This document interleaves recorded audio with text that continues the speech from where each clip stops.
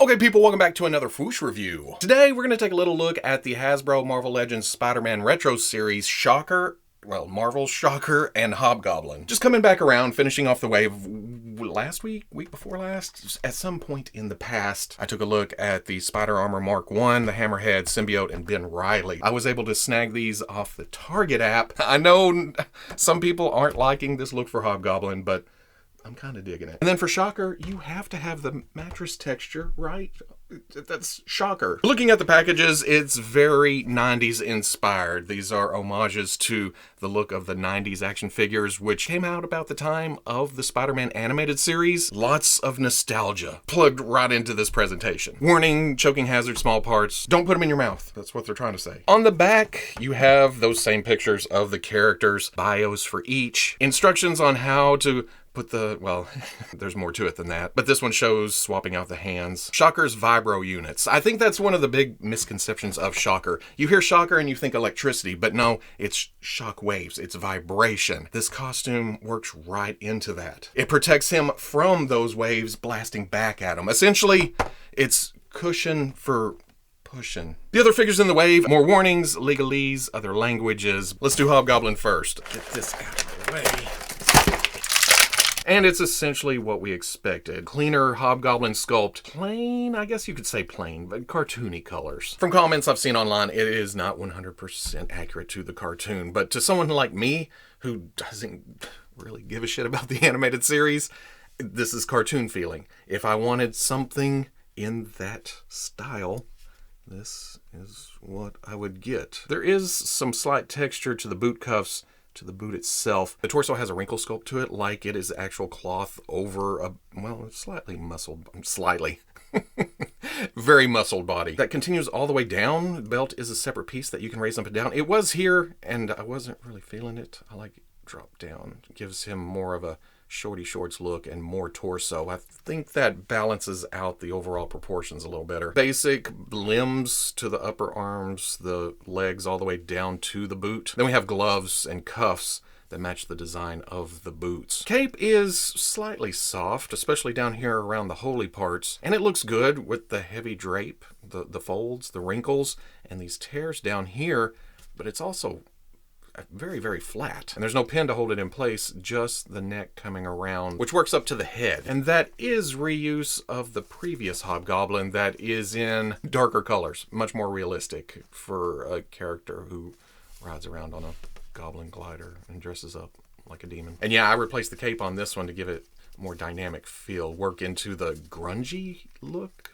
overall. I don't think that would work on here. Well, the colors don't match. And B, it's a bit too detailed. And then I don't know, this, the receding hairline look to the hood is not my favorite. Do we pop this off, see what happens? Oh, that's too much. Yeah, it's the cape pushing it up. The further down you get it, the more mean he looks. The higher you get it, it's comical. Probably another reason I replaced this, because it doesn't get in the way here. Going over articulation, I just popped that off. There is a ball going up into the skull with a hinge at the neck, way up. Maybe I'll have him riding the glider all the time. There is down, but there's a lot of plastic in between it and all the way down. Some tilt, side to side. Pin coming out to the shoulder, rotates all the way around. Hinge up to there, swivel at the bicep. Double elbow, that cuff is gonna get in the way, runs into the bicep, gets, well, you can push and get to there, but it's going to spring back. Pin at the wrist with a hinge in and out. Ab crunch goes forward, goes back, swivel at the waist that you can hide with that belt. Ball coming out to the hip allows for this and that. This, oh, better than some Spider-Man. Swivel at the thigh, double knee. Oh, the cuff there gets in the way too. Still impressive. Swivel at the top of the boot, hinge at the ankle goes back, forward facing pin for rocker. For accessories comes with his pumpkin pouch. Very nice purple. I like how there's none of that on the body, but this adds a new color to it. Is that gonna... Let's pull the head. Seems like that would be the easiest to put that on. Put the arm back down. That breaks up what some may consider a plain look, which it is plain, but it's colorful, it's bright, it's comic booky, it's cartoony. There's also this pumpkin bomb with a slight translucency to it. I like it. It makes it ethereal, but it's a stark contrast to the plainness of the body. I would figure with this, it'd just be orange and green. That's it. Left hand is wide open, but you gotta kind of balance it to get it to stay in there. Spider-Man, come down and play. Then there is the Goblin Glider, which is reuse of the previous one, but the purple does so much. It just makes it pop. And there's added paint here too. They added red to the eyes. Again, just a little flourish that helps bring more color to a cartoon-inspired figure. Unfortunately, these stirrups were made for this other Hobgoblin's hooked shoe. So you could stick it in there, lock it in. This one has regular boots. It doesn't press on there. In fact, the more you go, the more it shoots off. I guess if you have both in, it pushes this way and helps hold it on, but not much. The more I mess with it though, the more the hood stays down. I'm okay with that part. And yup, this is exactly what I was looking for. This is the classic Spider-Man Rogues Gallery villain that I've been needing for my shelf for a long, long time. I mean, we did have this one, but it's a more modern rendition. It's the Thunderbolts belt buckle. I think they had a variant that didn't have that or had something different. But now I can put this with Moonstone and Boomerang and Man-Thing and whoever else we have for the Thunderbolts. And this can go on my Spider-Man shelf. Plus, this one didn't have the quilted quicker picker-upper. This one does. And it is a fantastic sculpt. Uniquely Shocker. I can't think of anybody else who could use this with the lines running down and the deep V in the back and the front and that texture to the bodysuit. The brown parts have this leather type texture running down and on the boots with the metal type cuffs up on top, which works all the way back up to a V for some reason. He's not the vibrator. Wait a second, is that why there's a V? And that works sideways over to the gauntlets, which again is very iconic for this character. You think Shocker, you think, you think bed mattress, you also think these smooth metal vibration emitters where he's gripping part of it and then it's wrapped around his forearm. That did cut out the articulation at the wrist, but I don't miss it with the accessories, which we'll get to. More brown, more textures, more yellow, more crisscross pattern up to the head. And that ties it all together. You have the brown coming up and over like a leather mohawk. The eyes are symmetrical this time. Again, going to that previous one, he had kind of a, ooh? This one's more of a, and then of course, the pattern. It's all about the pattern with Shocker. I will say, I got this out of the package and it feels light. I've held quite a few action figures in my time and you get used to a certain weight. I don't know what's going on here, if it's the grade of plastic, almost a hollowness, but they all have a hollowness, right?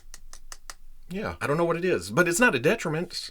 It doesn't affect posability, and it's not model kit light.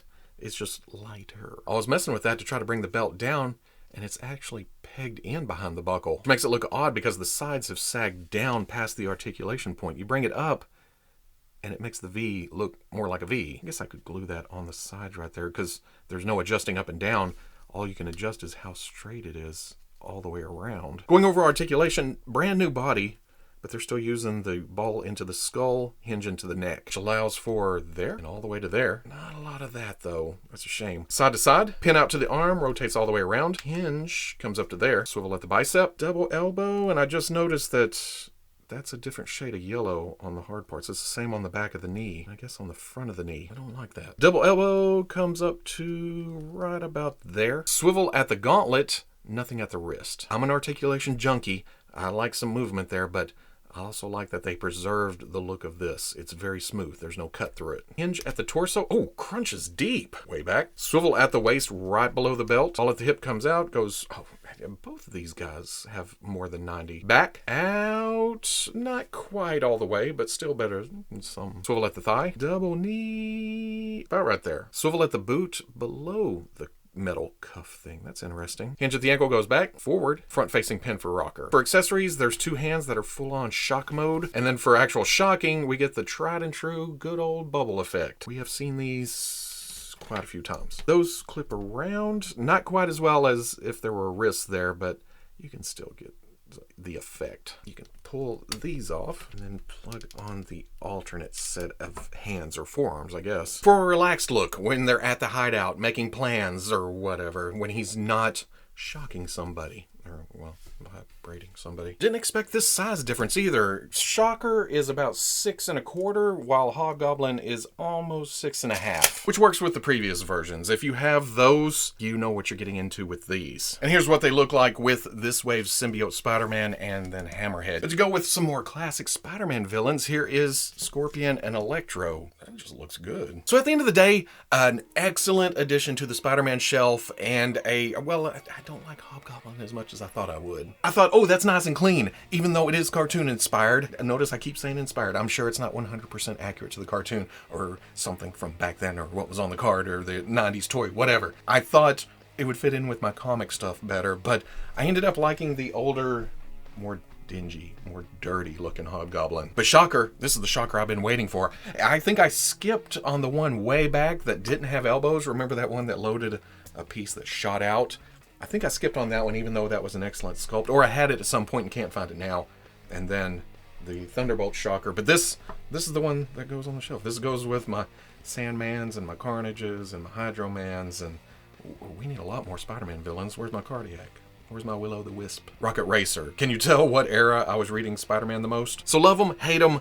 That's the beauty of the retro series. You're not building a bigger figure. You don't need this to get this. You can just pick up the one you want, or the one you want, and pass on the one you don't want, whichever that may be, because choice is a beautiful thing, my friends. Okay, for a little Playday action, here's what we're going to do. I thought it would bother me a lot more in hand, these lines not being painted or shaded or washed. In normal lighting, it does it themselves, you know? At the same time, we're talking about action figures, and more paint always complements toys. So what I did was order this brown Gundam marker. It'll work into the overall color scheme. I've never panel lined anything, so let's see what this does. I'm going to do it right here, where if I screwball it, it won't be easy to see. Well, it's essentially tracing, isn't it? And I can trace. If you hold it in one place too long, it wants to seep out a bit. Also, let's see what this does. Damn it. When you hit a cross section, it's easy to either miss or fall out or something, so be careful when you come across those. And you know the ingredient you need most whenever you're doing customizing? It's love. Love will get you through stuff like this, where there's that fear of screwing up something you just bought. Do I want to mess it up doing something like this? But then, at the same time, I love stuff like this, so it's not a bad thing. It's okay to screw up, have happy little accidents. Thankfully, it just wipes away. And because I'm using brown, even if it leaves a little bit on the yellow, it's not as noticeable as if I were using black. Also, it's not until you start doing this that you realize, wow, there is a lot of sculpt lines on this body.